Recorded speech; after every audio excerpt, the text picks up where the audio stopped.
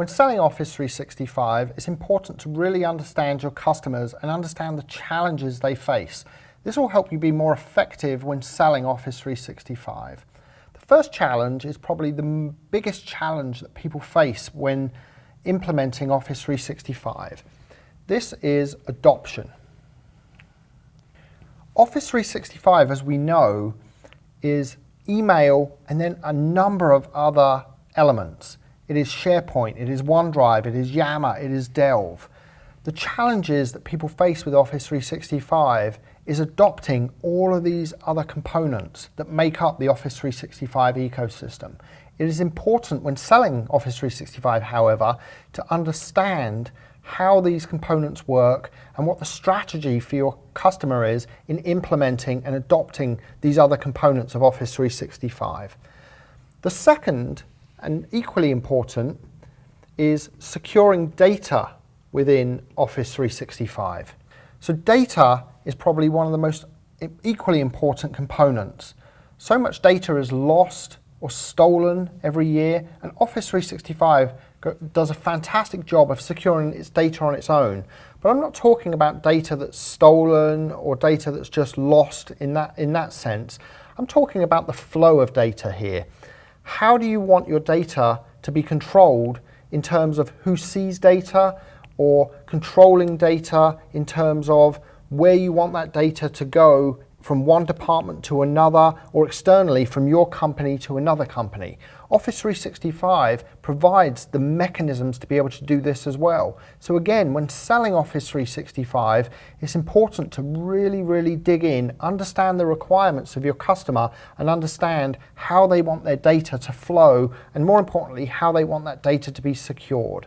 The third point I want to raise is securing devices.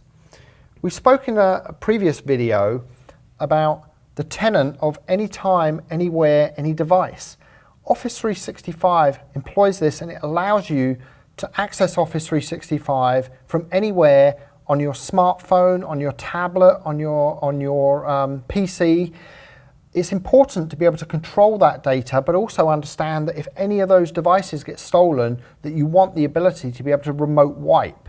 So again, when selling Office 365, it's important to understand the strategy that your customer has. Do they want to firstly allow that remote access, or do they want to lock it down? Or do they want to allow that remote access, and then do they want to employ a strategy of being able to control those devices so that if they are stolen, they can perform remote wipes very easily, very cleanly, and control that data and those devices. The fourth one is understanding the alignment strategy of your company. So Office 365, as we said, is a big ecosystem.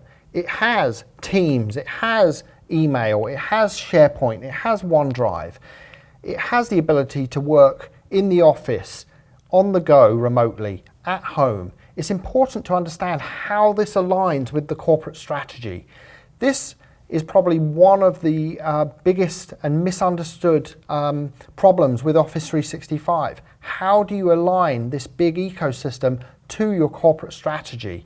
Understanding your clients, again, from a sales perspective, will really help understand how to sell them the right packages so they can align the solution correctly.